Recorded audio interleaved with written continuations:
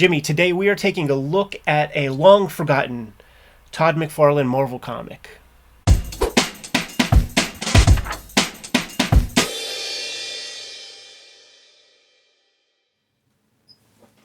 Welcome to your favorite YouTube channel, Cartoonist Kayfabe. My name is Ed Piscor. I'm Jim Rugg. We're going to be taking a look at a forgotten Todd McFarlane comic, Daredevil 241. First, you got to know this is a daily YouTube channel you're visiting, and we might have talked about your favorite comics. We've got about 1,600 videos up there live right now. Go to the front page of the Cartoonist Kayfabe YouTube channel, search for your favorite titles, check out those videos. We are supported in part by a Patreon, and the King Kayfabers on our Patreon get access to all the videos before anybody else. Mitigates the kayfabe effect. We just gave them fair warning to go buy this comic if they're Todd McFarlane fans and they don't have it in their libraries already. And this comic, Jimmy, was inspired by, I was texting with David Cho. He was showing off a bunch of recent pickups and things, and I totally forgot that that Todd McFarlane did this comic. You and I both have copies, so we're like, fuck it, let's look through this thing. It's been a long time. Yeah, I can't remember if the David Show is how I figured this out or not, because I got it probably within the last year too. I did not know this as a kid. He just texted it to me literally last week. Okay, so yeah, somehow it crossed my path, and I can't remember how, but it's relatively recent that it did. I had this Overstreet book that had 100 creators, and it had bibliographies for them. So I would literally like just check off the boxes as I would scoop up comics. This is April 1987. It's the Anno Nocenti era. Max Shield colorist. So Max Shield would be the colorist for the David Mazzucchelli stuff, Daredevil, Born Again. Al Milgrom on inks. So when you just start looking at it, you could kind of get confused. It's not all the great hallmarks of what you think of as Todd McFarlane work. I was going to say right off the bat, I feel like this is the equivalent of the Jack Kirby faces being pasted up in DC Comics. These Totally. are Al Milgrom faces on these foreground characters. Absolutely. And he's, McFarlane has no sway in any real way. I'm thinking that this is an inventory story or a comic that was meant for another time, because this is April 87 and it's a Christmas story. That's a good call. Like this thing came out probably in January, maybe February. So it missed the mark when it comes to Christmas. And it could be that maybe JR, who was probably the regular artist at this time. I don't think he started yet. Okay. This is really early in Ian Nocenti's run. Okay, so maybe one of the artists just didn't show up that month. They got a cold or something, and they had to dust off an inventory piece. Maybe McFarlane, who is doing the Hulk at the time, maybe he's really getting some juice on the fan circuit, that they're like, you know what, we're sitting on this inventory story. We were going to put it out next Christmas, but maybe we just get it out there right now, get a bite of the apple. I do think that he's putting work in, dude. That's a pretty ambitious splash. This entire story is pretty nutty. Like, it's a ridiculous. Lot of stuff happens. So Yeah. if you're the artist, I can't imagine what the plot looks like that you're drawing from, but there's a lot of work in this issue. Yeah, totally. Today's video is brought to you by the comic books that we make. On the stands right now, Street Angel, Princess of Poverty, and Street Angel, Deadliest Girl Alive. Get both of these collections and you get all of Jimmy's Street Angel comics to date, including a comic that has never been published anywhere but Street Angel, Princess of Poverty. So you're getting some new value there. Jimmy's been self-publishing. He has True Crime Funnies 1 out there. He has the Black and White zine, and he has the 1986 zine. Coming to you in May is the trade paperback of Hulk Grand Design. The Big Treasury book. It's been out of print. You might still find one or two in your local comic shop, but if you don't, make sure you pre-order the trade paperback. Get your hands on that thing.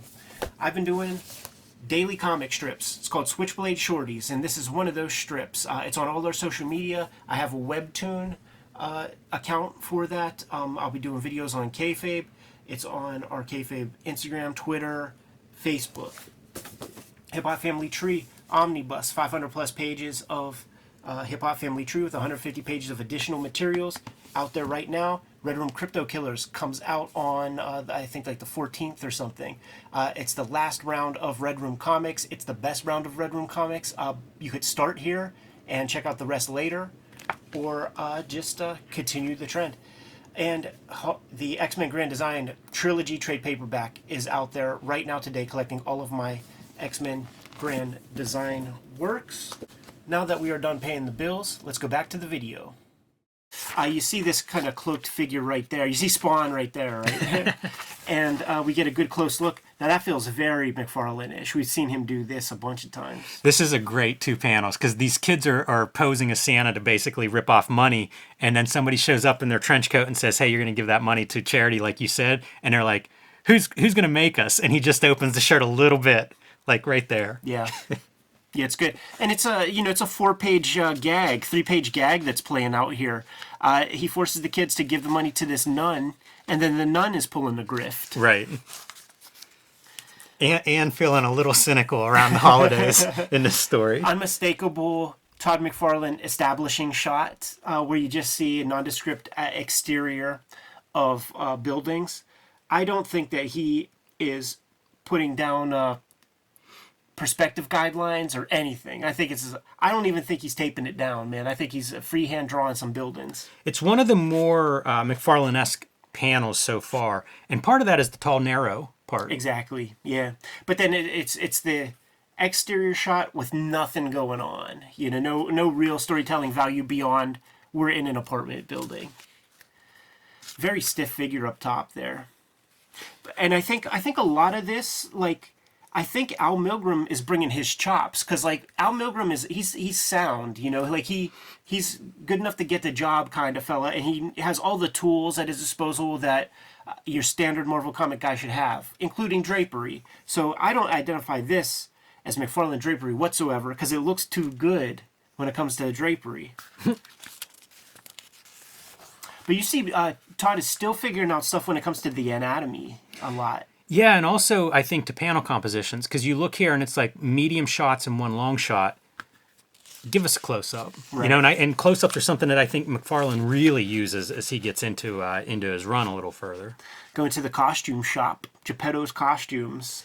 See, that's the mark, I think, of a young cartoonist, is just how dense these pages are. Mm-hmm. Everything's kind of this medium shot, and he's drawing backgrounds in every panel, and good for him, but it's so much information, and a lot of it, quite frankly, is unnecessary. Right.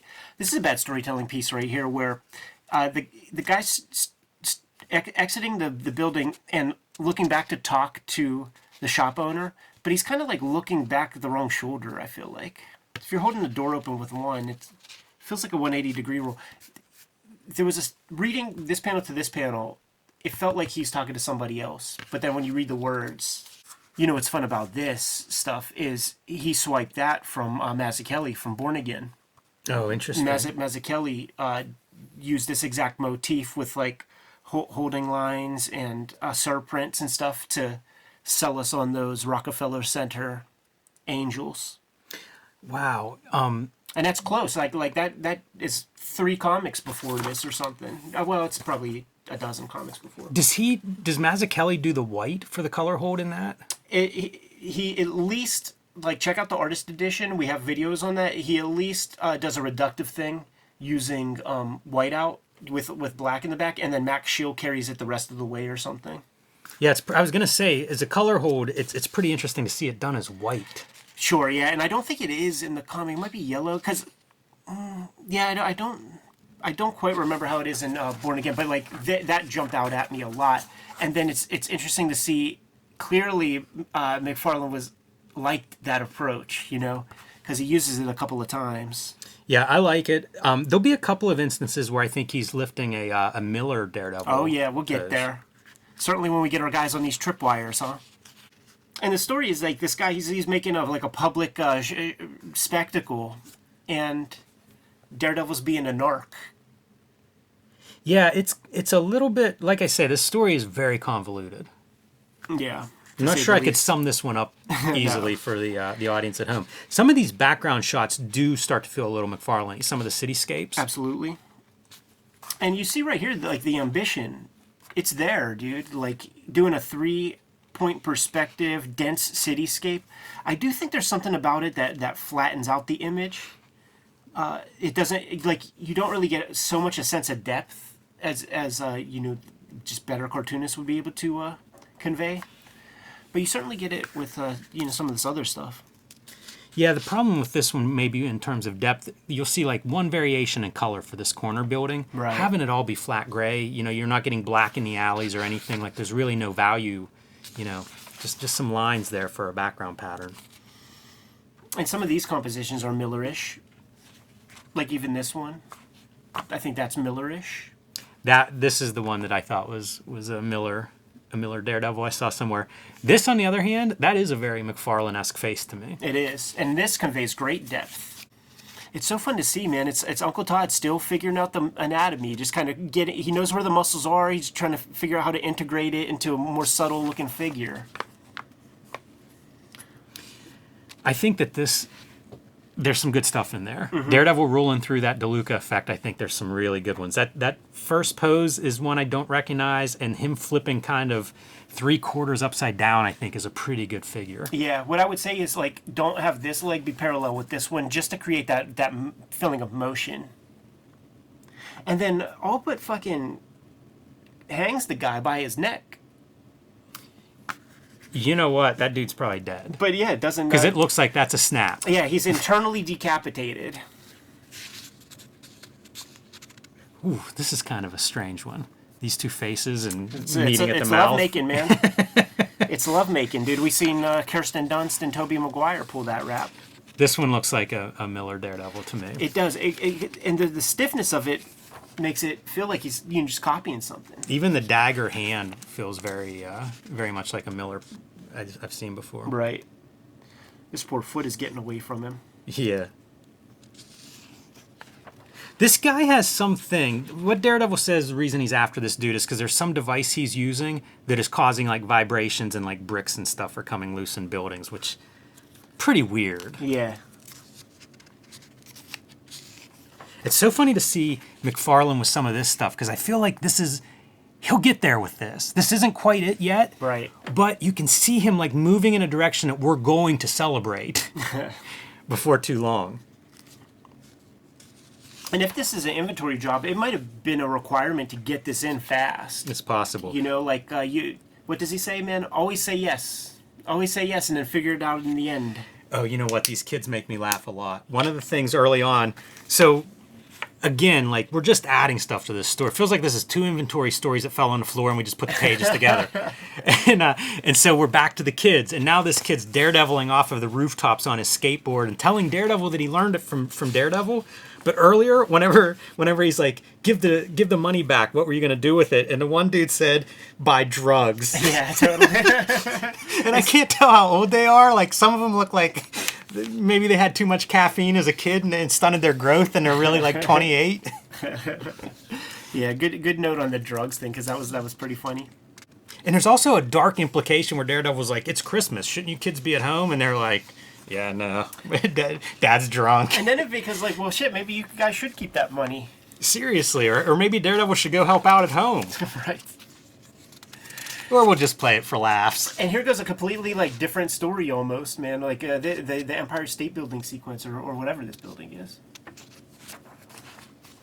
And a lot happens within 2 pages. Like this guy's running around being a schmuck. Says, how did you lash yourself? Daredevil says to the guy strung himself up. It's so bizarre. I don't understand this at all. And he gets struck by lightning? Yes, big time. That or Dazzler. And then we go back to Karen Page, the former OnlyFans chick. And she keeps bad company when it comes to friends because she's kind of doing her own kind of sulking. And the first words out of her friend's mouth, well, maybe Matt's just cheating on you. Right. And in the same panel, by the way, Hilda, what are you doing? How could you? She just shot up? Is that what we're Merry getting Christmas, there? man. She was in that bathroom, dude, with the horse. She's probably pulling Karen Page's old stash. What is happening in this story? It's almost like the grab bag of like, what are all the sad sack things you could put into a Christmas story? We got a junkie, we got the drunk dad at home, these poor kids out on their own, and then some guy gets electrocuted? What is going on here, Ed? And is Todd still sure he wants to draw comics for Marvel? Oh, I know. Roy Thomas will give him his job back, probably. Yeah, man. It's probably a little bit of that Frank Miller stuff, like where he's like, dude, I get to draw Daredevil. Like, there's some of that stink on it. We have the U.S. Postal Statement here, and it has some information on the circulation of DD. All told, I think we're about 316,000 copies. That is correct. That's the average number of copies during the preceding 12 months. That's not that high for a lot of newsstand distro. Right, and they get into that where how many, like, what's the sell through? It's like 183,000. So you're still in that space of, you know, almost half of that. Certainly over 100,000 of those books get recycled, get pulped. That's strange. And I wonder what the duration is, because like they end a little bit higher. They have like the most recent issue of the filing, and they have the average, and the average is low, but the most recent one's high, which might be those born again issues. Yeah, totally. I always love seeing this. Yeah, me too. It's a good clue in, and it gives you information like how many people are subscribed, like, you know, through the mail. Almost 7,000. It's always, the subscription number is so much lower than I used to think. I used to think that was a good, yeah, you know, like I always assumed a lot of people subscribe, and it's a very low number usually. Yeah, but I bet you that could pay everything, maybe. You know, all the expenses on the issue, I bet. It astounds me, like, how many issues, over 100,000 basically go unsold. It's very inefficient. Yeah, very inefficient. And very expensive. And then you wonder, like, where do most of those end up? Because those are not, I think a lot of them aren't even distributed. Where do they end up? You know, like you hear those stories about getting boxes of Conan #1s and from a warehouse that they bragged they didn't have to lock. You know? So, yeah, that's these are sometimes more interesting than the stories. Yeah, and I think that would be the case in this instance. But it's a bizarre story. Fun to look at that proto early McFarlane artwork. Yeah, definitely. And I do have a bunch of those unsold gimmicked comics, and you know, those are the ones where the top piece is cut off, because like that's what would be turned in for the refund. You know, paper too expensive to be shipping it all back to us, man. That's an expense, but you could send those back and get your money back. And the retailers, you know, the newsstand, they would make money twice. You know, they would sell those comics for a nickel or something. And I've got some of those. And they would get their initial nut back, or at least a percentage back. I have bought those coverless books based on like the splash page is now your cover. Yeah. And they're so many of those were gorgeous, and it's like that's just gone. Like most Marvel comics don't even have that splash page. Yeah. I mean, you could imagine that I guess they don't have the newsstand sales either, but and the newsstand, you know, makes sense that all shook out that way, so they don't technically have to look that way, but. It was a nice thing, man. 2 covers to every comic book, and a great way to kind of jump you into a pretty fresh story. There you have it, man. We just looked at one of the lost forgotten, one of the lost forgotten Todd McFarlane Marvel comics. Shouts to David Cho for re-hipping us to this one. Yeah, and 4 years later, he sells 3 million copies of Spider-Man #1. Kayfabers, like, follow, subscribe to the YouTube channel, hit the bell so that we can notify you when new videos are available, and make sure you subscribe. I'd like to hit 100K in 2024 in terms of our subscriber base.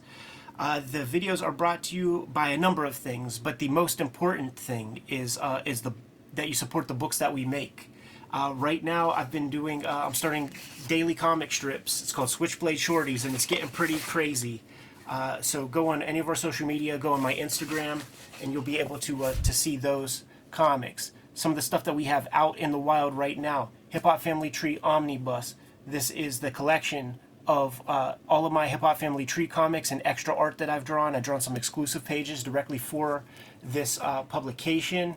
It's going quick. Like, we don't have very many copies left. You guys have been supporting it in a big way. So if you're interested in it, scoop it up soon. Red Room Crypto Killers, my 3rd trade paperback of Red Room comics, is out there within days as of this recording. Might be out on the stands right now. Support the comic. Murder on the Dark Web for fun and profit. It's like Black Mirror meets EC Comics, and each story is completely self-contained. So you don't have to have the baggage of the other ones. But if you support them all, you know I'll be happy.